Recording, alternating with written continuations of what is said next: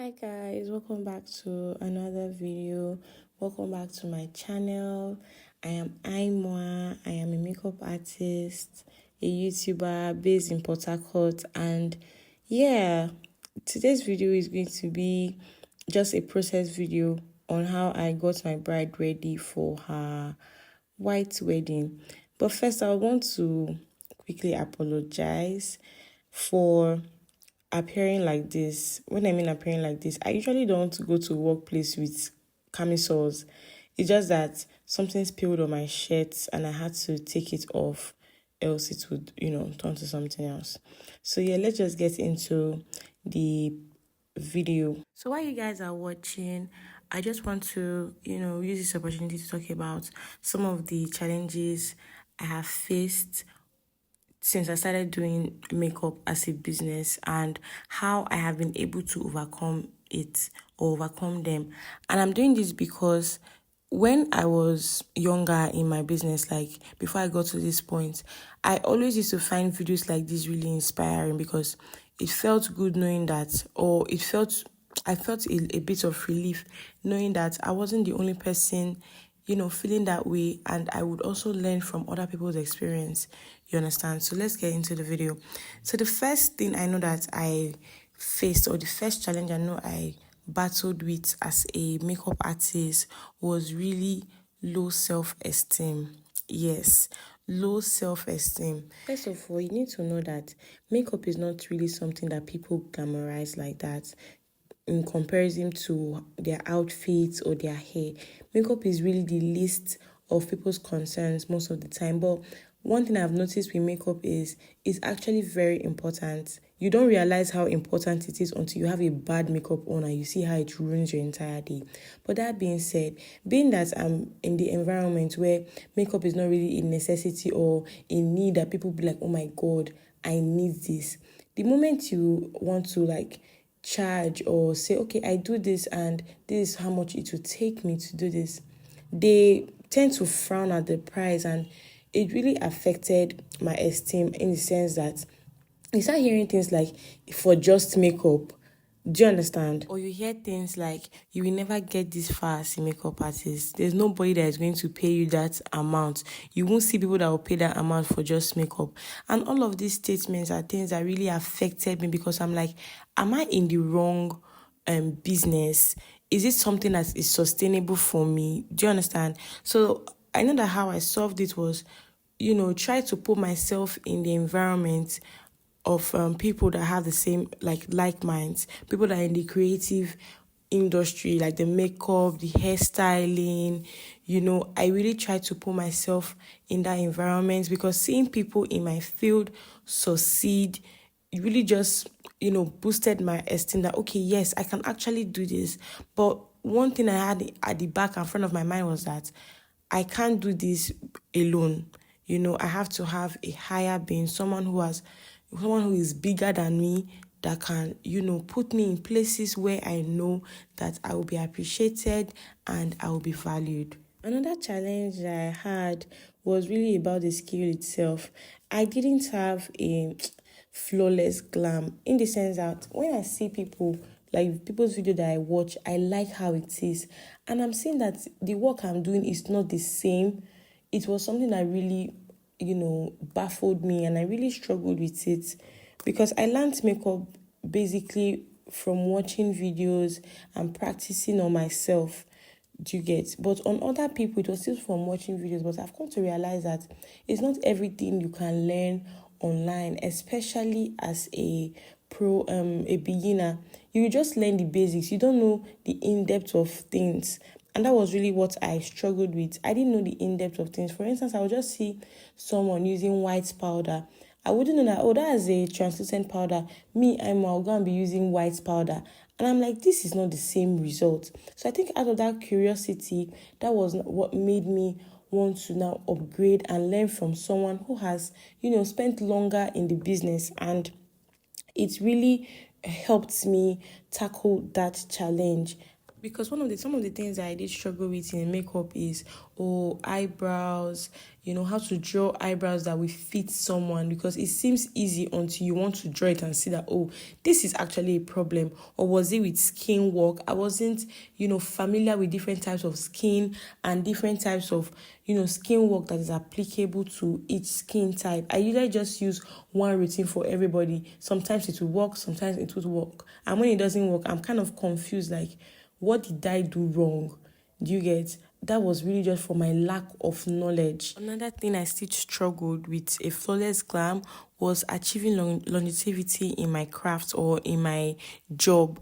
I finished doing somebody's makeup, it's fine, it's looking flawless and cute, but it doesn't last. Just give it like an hour or 20 minutes. You're seeing, the person, the makeup has weared out, and I mean, someone paid amount for that. And one thing I used to do to like calm myself down was, at that time I don't used to charge properly, because I'm like, if I charge small money and the glam is not so flawless, they won't feel bad about it. But that's not something you should have in mind if you're trying to make a business out of your talent. Another thing that I know I struggled with is actually getting clients.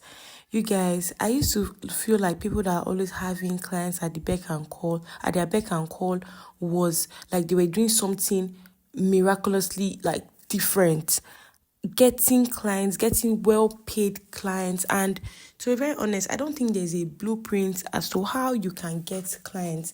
But what you can do is really market online, market offline. Talk to people about what you do. Talk to people about your business. As a makeup artist, there are some places I go to, I feel like I have to wear makeup. Not because I necessarily want to, but I have to, because I'm trying to sell my craft. I'm trying to sell my business. And there's no other way or better way than to wear this makeup for people to see. And I've noticed that anytime I'm wearing my makeup and I go out, I always get compliments like, oh wow, your makeup is fine. Before then, I just say thank you and move on. But now what I do, the moment they say your makeup is fine, I'm like, oh, thank you. I did it. I'm a makeup artist. I go ahead and share my flyers, sometimes show my Instagram page, because that's like my online portfolio, just to like put people on. And I also ask for numbers, because I want to have their contacts so that I can constantly put my business in their faces. Do you understand? I mean, if they constantly see my work and they see that I'm good enough, automatically when they need a makeup artist, they would think of me. At least they will consider my services. Do you understand? So I know that marketing was one thing I used to, get clients. There's no particular way. I just go online. I first of all know the kind of people that I want to have as clients. But one thing I know is that you don't really know how much people are willing to pay just by looking at them. People that you feel like, they're not going to pay, they're going to pay you in full and even tip you. So I put all my eggs in different baskets. Do you get? I make sure I try and just put my brand in their face. That is the work. And with that, you'll see that you start getting inquiries. From inquiries, you start getting bookings. It's a gradual process. That's another thing I've also learned. It's a gradual process. So people are just really lucky to find, or should I say blessed, to find clients. Like, it's as if they are booked every day. But I mean, they did the work. Do you get? This next challenge I'm about to say is something that I feel like 90% of makeup artists suffer from it. And that's actually fixing your rates. Fixing your rate for studio glam, for home service, for bridal, and what not. And I came to, tackle that challenge by understanding the cost of my business, the cost of how much I want to make out of it, and how much it will take me to deliver my services in the best capacity. Because there are certain things that you need to put in place, certain factors you need to consider. It's not just, pay me.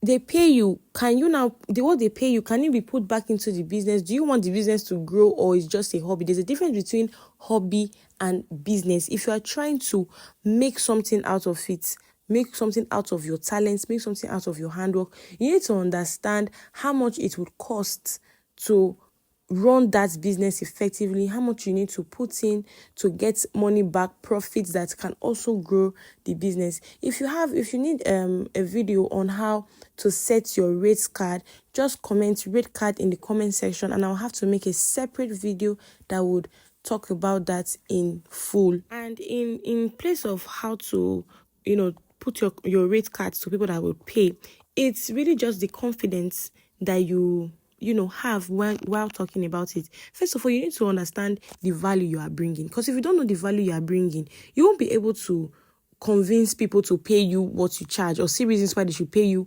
what you charge. You need to be confident, and in order for you to be confident, you need to know what you are doing. So everything really just traces back if you actually think about it. But like I was saying, you need to know what you are doing. You need to be confident. You need to know that, okay, this is why I have to charge this. So that when you are explaining to people, or when you are, giving your rates, they see the value, they see reasons. That is why people will pay you, because they see the value you are bringing. Do you get? So one last thing I would say, or one challenge I know I've faced before we come to the end of this video, is really self-doubt. It's still, I think it links to the low self-esteem. But once you are not in a business that is saving lives, a business that is fixing road, a business that has to do with, you're working in the bank or anything that doesn't seem important to people, they will write you off. And those are kind of things, when you experience that kind of thing, it's normal for you to doubt yourself.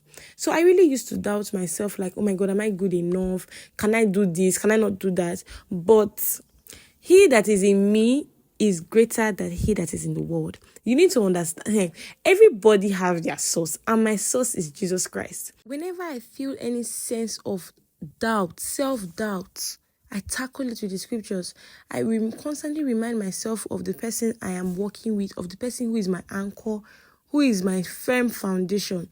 These are things that you just tell yourself in your mind, and before you know, you start acting upon it. I have to tackle it with the scriptures. This is what really just the secret. Whenever I feel any sense of doubt, I put it down in prayers. Because all that I know is not all there is to know. So if I continue to only listen to the voice in my head and the words in my head, I begin to learn or agree to what is not exactly true. So that is really how I've tackled self-doubt. It comes from time to time, but whenever it comes, I fire down. I don't even waste time. And that's basically it, my loves. I hope you guys enjoyed this video. If you did, don't forget to like, subscribe, comment, just engage, and I'll see you guys on my next video. Bye!